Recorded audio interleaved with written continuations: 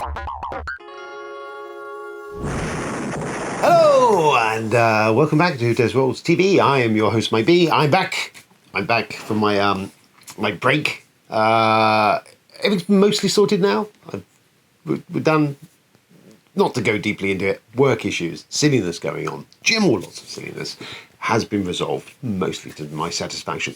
So, with all of that completely unnecessary nonsense out of the way, and it was, we are back. I'm back here. I'm going to film video now, which is nice. Just to kind of catch up. I've been off, as I said, I've been out of the picture a couple of weeks. Charlie fortunately stood in and put out one vid the other day, which was his Zine Quest update.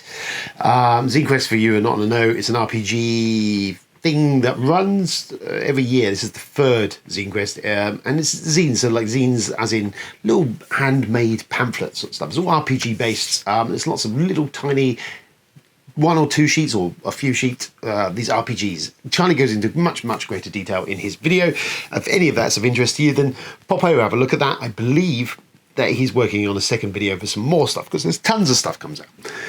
And all that's on Kickstarter. Anyway, there's that. So, what have I been up to? What have we played? What's Mike played? I really want to know what Mike's played. What you played, Mike? Oh, and you other guys.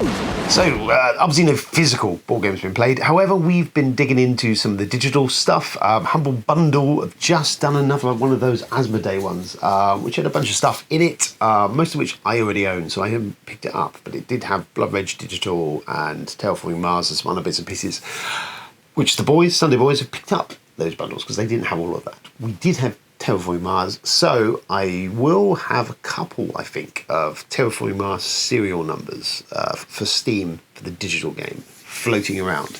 And I don't know how I'm going to give them out, but I'll work that out. But yeah, if anyone's desperately after Terraforming Mars digital code for Steam, I'm going to check, but I may have a couple. Maybe comment, and we'll see. That might be enough. Anyway, so we dug into a few things. We played Blood Rage Digital. Now, go back about a year ago now, or so, a little while ago, I did a first of thoughts rant on this. This was a Kickstarter for Call Me or Not, which was for Blood Rage Digital. Bolted onto that, being Call Me or Not, was miniatures and stuff. You could get some more miniatures for the base game, so some bling, another player could be added in there, and more mythic monsters. So there's a bunch of stuff, content, which wasn't, some of it was reprinting stuff from the previous Kickstarter, but new minis, and there was actually a bunch of new monsters as well. So all the Kickstarter extras, all that was in there. It was bling. And it kind of went down the path of following that, and kind of, well, the game was, the implementation was just neglected. It eventually came out after a beta, which looked shonky. The actual launch version of it was terrible. Just unplayable, virtually. The basic stuff that you would think would be in there. If you've played Blood Rage, there's like an area of the map that gets decimated every round. There wasn't a clear indicator where that was. You were kind of playing blind of quite a significant issue with the game. So yeah, it was game breaking. It was shocking. There was a big content update, a big patch in the last month or so, and I'd not looked at the game since this, prior to any of this coming out. So I thought, well, you know what? I'll look as the bundle would come out. I thought I'd have a look, and it is, I will say, significantly fixed. We played a game of it. It's much. It's 100 billion times better than it was. It is now, if you can get it cheap, I would recommend, if you like Blood Rage and you want a digital version of it, and you can get it cheap, and it is in this bundle, I think you can spend about £8 to get it, which is reasonable. It's worth a play. It's good. It is Blood Rage. It plays a little long still. There are some battle moments long, but actually it's a really solid, well, it's a much improved implementation of it. It works. You can play it. All the stuff you kind of want to be visible is there. And this is the game that should have launched when they launched it originally. Much better. So yes, if you're a fan of it, I'd now recommend it if you can get it cheap. So that played I think some Terraforming Mars. I picked up Raiders of the North Sea, which is cheap on the Steam summer sale at the moment, along with Roll for the Galaxy. I've not played much of Roll. I love Roll. It's supposed to be a very good implementation, but the tutorial what you've got to go through when you first play it made my brain hurt, even though I know the game. But I will get to that. Anyway, yeah, Raiders of the North Seas, not one I've ever played. I get to buzz when the board games came out. It's a worker placement game, Viking worker placement. Give it a go, and actually the apps are really good. The game seems just simple but solid. It's kind of that definitely entry level kind of level with a bit of meat to it. You're essentially Vikings pillaging areas opposite the board. And that's pretty much what the game is. You're building like a hand of cards, a crew on your ship and other bits and pieces to send them out to raid one of these areas to score victory points. Essentially, that's kind of what it is. Bit of an engine builder. And it's got a cool mechanism that you pop one meeple on and then you have to take another one off. So you're constantly opening, using and freeing up actions. It's good. It's very cool. And I was really impressed with that. That's about £7 at the moment on Steam. And I would say, I've not played it multiplayer yet. We'll look forward to it. Even the solo version was quite satisfying. And it's quite a cool game. If I ever see the board game equivalent potentially cheap, I might pick it up now. Other than that, I picked up Deepstar Derelicts, which is another roguelike solo game.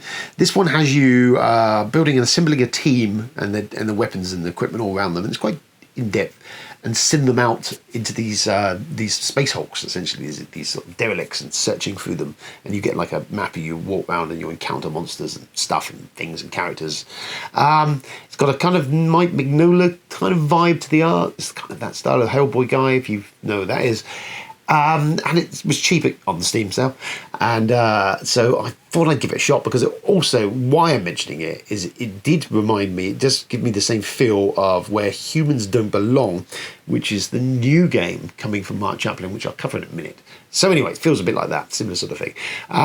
It's a game, it's really good. If you like things like Slay the Spy, which I've said about Slay the Spy before, and I will say it again, it's a stunningly brilliant game. Fantastic. If you can pick that up, it is not very expensive. Well worth getting. I think it's on most formats now you can get Slay the Spy. But yeah, it's got that kind of same sort of feel, but it's a bit more involved in some areas. Not as good as Slay the Spy, but I've been playing a bit of that, enjoying that. And it reminded me of Where Humans Don't Belong, which I'm going to mention in a minute when I get to the news, which is about now. So news. So following on from that thought process, Where Humans Don't Belong, from Mark Chaplin, the designer of Lifeform. He's working at the moment. The Kickstarter page has kind of gone live for it. It's not launching until about 2 or 3 months from now. It's, as we were just mentioning, the idea is it's a 1 or 2 player game, and you are salvage teams going out to derelicts in space, going into them in these kind of cool maps, and exploring, finding stuff and things. It's story driven. I liked what Mark did, the aesthetic of what Mark did with Lifeform. I just said before, it had that kind of 80s vibe of board game where it was a little clunky, but it was about the story, and it was kind of more beholden to giving you a good story than a solid, sleek game playing experience. And I really enjoy Lifeform for what it was doing, and watch the review for the full thing. And it does that. I enjoy that kind of slightly clunky, slightly not quite streamlined, but it's got a massive amount of charm to it. It's a charming motherfucker. So I'm interested and excited about Mark doing something else, because I like what he does. Me and him seem to have we're on the same wavelength on a lot of stuff that we enjoy and like. So I'm kind of already predisposed to enjoy it. When it launches, I'll let you know. I'll put it on here. 1 or 2 player games are not normally my thing, but a solo game by Mark, I'm on board for that. So we'll wait and see how that plays out. What else news-wise? Stellaris was from Academy Games was mentioned. It's going back to video games. It stars as a 4X game I've seen it on Steam. Nearly picked it up a few times. It's bits like Civ. So they're doing a board game equivalent of it, which is a 4X game, but it's got a legacy element to it apparently. In that, you go deeply into this, but you can play this game. People can drop in and at any point into this game, races die, but they still stay as in the game as lore into the game. I don't know how it all kind of works. So you've got this kind of ever-growing, expanding universe where wars have taken place and races have died or extinct, and others are there. Sounds cool. It does sound amazing. It sounds very cool. How that's going to be implemented as a board game, I don't know. Academy Games are pretty good. They've done some pretty good stuff. the Freedom of the Underground, where it was one of theirs, I believe. They did Thief, which was a reprint, although it was a bit clunky, going back to the clunky sort of 80s feel. It does feel that Thief, but what it was doing was very deep and cool, and felt to me like it was like the Game of Thrones, the board game, if it had been licensed to that, would be very cool. The whole idea of that backstabbing in, and different kingdoms and marrying off and killing spouses and stuff, all that kind of thick sort of congealed fun into that. Anyway, I've distracted myself. So Stellaris by those guys sounds interesting. I will wait it out and see. I think it's going to Kickstarter, but I like what they're kind of proposing with it. So yes, we'll see. Not that I've got to play the new TI4 yet, the expansion of that, but you know, this is a way off. The other thing that announced recently, which was kind of cool, was Witcher Old World. Radiator next to me is making a very weird noise. Do that. The other thing announced was Witcher the Old World. It's from Polish designers. Go On Board, I think is the name of them. I think this is their first release. I can't remember the name of the actual designers on it. Now, we had one Witcher game already, which actually came from Ignacy Cevicek. It was released by Fantasy Flight Games, now at print. I played the digital version of it. It was okay. It was kind of the idea of going around and doing Witchery, questy stuff. And most of the characters from the books or the TV series, if you're now watching that. But yeah, it was okay. So this looks to be more like the Witcher board game we kind of wanted. It's set before the actual main series. So go out on that aren't in this. This is before. This is the Dark Times. And you all play as Witchers. It's competitive or 4 to 5 player game. You're running around in this open world and sandboxy environment, but I feel a bit room boundish. It feels you're building a deck of cards to fight with, which sounds cool. So it's a bit of deck building, and each of the classes have their own decks and how they fight and do stuff. You can fight other witches for achievements. You've hunted down monsters to get that and gold and stuff. And you've kind of got this sort of eldritch horror style, sort of big open worldy, room boundy, kind of questy adventure thing going on. Does sound very cool. It is coming to Kickstarter, I believe, at some point this year. But so far, all of that is very exciting, very tantalizing. I love the Witcher world. It's kind of rich, dark, sort of twisted place, and I like the idea of the whole thing. So it sounds pretty cool. But watch this space, I guess. What else we got going on? The last bit of news for me, really, on this is Asmodee have bought up Board Game Arena, which gives me pause for thought, because I go, Board Game Arena, if you don't know, is a digital platform for playing board games. Unlike stuff like Tabletopia and Tabletop Simulator, is less sandbox. This is kind of scripted, bit more less. There's no 3D graphics. It's more top down, more rudimentary design and thing, but it works. And of all the online stuff, it's my favourite because it is all scripted and done, so you can play the game, just play the game without having to do all the other crap.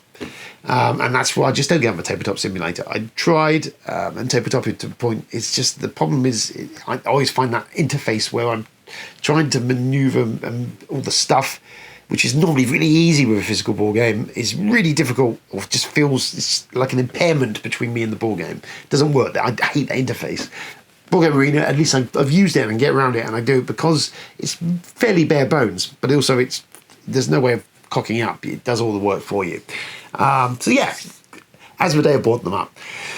Asmodee record of late of buying stuff up and kind of asset stripping kind of worries you to a certain extent with what they've kind of done with FFG. Who knows how it's going to play out? I don't think they can cock this one up. I think the positive side of it is that they put some money into it. It also means that we'll be seeing the FFG back catalogue making its way onto there, which is kind of cool. Because Eldritch Horror and all that sort of stuff could be coming to it. So that is a possibility. It's quite exciting. Are they going to monetize it more? Let's see. We'll wait and see. But yes, cool that they've done really well. I do personally think it's the best of the online board game stuff. Pandemic, if it's over, is that still going to be a thing? But it's nice, I suppose they've dipped their toe. I don't think this is going to be over anytime soon. So yeah, and it was reasonable. I don't know if it still is, but there was a deal at Board Game Arena. You could pick up a year's membership very reasonably. They were doing during the pandemic, the early doors of it last year. I don't know if that's still in place, but I've got it, and it's all right. I've not used it a massive amount, but I enjoy it. It's got a bigger catalogue, will make it much more of an interesting thing. What I have done with some of my spare time was I painted some of my Aliens Colonial Marines, ready for a proper play of Get Away from Her. Another Glorious Day in the core. I got the expansion for my birthday, so I'm working my way through that. Most of the core stuff is nearly all painted now. I've just got to finish the rest of it. And all that I picked up the other bits. It's Aliens. I've played a little bit of it. It is a bit clunky. The rulebook's not great, but there is now Universal Head have put out he's put out a sheet synopsis and all that sort of stuff. So I think that will make it a lot easier to kind of just get your head around and get playing. I want to get my head around and get playing it, because when we eventually come out of lockdown, I think it's one I want to get to the table for the Friday night crowd, because I think most of them will enjoy it. But there we go. I did some of that. Lovely. Then I guess, well, what else have I been doing?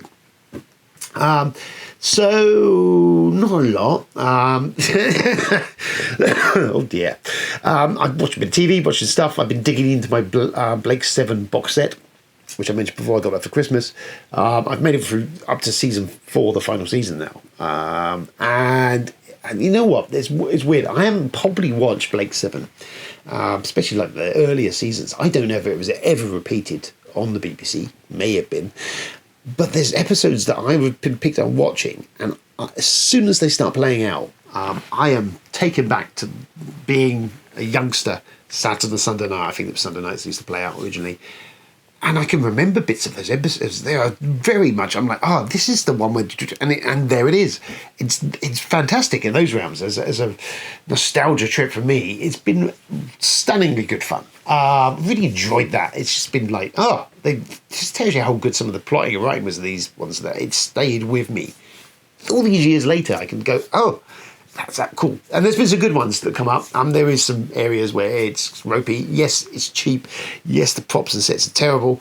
But there's a charm to it. And definitely the actors are really good. And Paul Darrow Avon, as I've said before, is always a favourite. And he is deliciously vicious, sarcastic dialogue in it. So yeah, I'd be sad to see the run of that finish. But I personally, as I'm the only one binging on it, no one else is watching this with me, because they'd be like, what is this shit? Really enjoying that. And if you ever watch Blake 7, then it was good, if you can get past the cheapness. I watched also this the other day, was Possessor. It's by Brandon Cronenberg, David Cronenberg's son. And this definitely shows that he is a chip off the old block. It is a just kind of close sci-fi. It's near sci-fi. It's very lo-fi sci-fi, a bit like his dad's sort of earlier 70s sort of output. So it's in the future, but just in the future. And it essentially follows Andrea Riseborough, who is a government assassin. Not a government, a corporate assassin. Works for a corporation. Jennifer Jason Leigh's her handler. And she essentially, what she does is she possesses other people and uses them to kill people. So she is like plugged into them, and can see and sense and puppet them essentially. And she drops into these things and murders various people in the most fairly graphic and violent ways. Is really quite graphic stuff. A lot of practical effects in there. It is very gory, brutal. If you're not a fan of blood, guts and gore, this may challenge you, because it is fairly full on. But it's also got this kind of deeper sort of this later half of the film, she ends up in a position where she's kind of losing grip of control, and it's between the mental sort of fight between the two characters to control that body, and it's nuanced, very nuanced. I think it's something that watching again will bring more, is that the performances and stuff between the two, who's doing what and how it plays out. It's good, it's deep, it's bloodthirsty, it's pulpy, I like it. It's kind of a cool, low budget, kind of nice touch. But if any of that's interesting, it is pretty cool. It is very violent. It's graphic. There's also some sexual images and stuff in there, which are pretty full on. It's challenging in those regards, but I enjoyed it. I thought it was really solid and really good. And yeah, solid movie. Well worth watching. Brandon Cronenberg, definitely someone to keep an eye on. What else he's going to be grappling along with. Good stuff. So any of that's interesting, have a look at that. I'm just thinking what else. We watched Watchman, the Director's Cut, so son number 1. I've been kind of educating him. And Watchman, the Director's Cut is something I'd say, I thought actually he might now be ready for this. I did always enjoy Watchman, especially the Director's Cut does that. It's Zack Snyder, we know. The only issue I ever had with the whole of that Watchmen movie is the ridiculous sex scene about 2/3 of the way in between Night Owl and Silk Sector. It's just fucking ridiculous, and it kind of just I'm like, oh god. But that aside, it's a very so when I first saw it, I thought it was really good. I love the Watchmen, and it is by far the Watchmen comic book is just something. For it's something that was 80s that came out. It's something when it was just. Like The Matrix had been found by me when I first read that and reread it, and it's one of those that just grows every time you read that, and I've read it many times. And more. So adapting that was always never going to be an easy task. I think Snyder did a very good job of adapting that, but it somehow along the way, even though I enjoy it, it is kind of, it misses something. There was something there, it just is very much a kind of by the numbers recreation of it, and it's all right. It's solid, it's well acted, looks gorgeous, it's bang on. Everything about it's kind of cool, other than they changed the ending a bit. I don't know. Watching it again this time, while I could enjoy it or whatever, it's a hollow. Something about it. It's losing its heart somewhere along the line. But yeah, if you've never seen it, it's worth a watch. It's definitely one of the better superhero movies of the time when it came out. At least it's kind of doing some deep and interesting stuff, or at least Alan Moore was, and they've kind of take crib notes of it. So that, anyway, watch that. If you enjoyed that, I think that was hit a spot. I'm thinking of doing a bit of a Tarantino retrospective, because I think if we've watched Pulp Fiction, he's seen. But not many of the others. I think maybe Django. But I think, Tarantino's, I'm a big fan of Tarantino's work, and I think all the way through, even from Reservoir Dogs, if you look, he's kind of, Tarantino was there on the screen from day one, from film one, and it kind of, there's all that stuff going through his movies. And I love his later output stuff. Kill Bill was fabulous. I loved Kill Bill.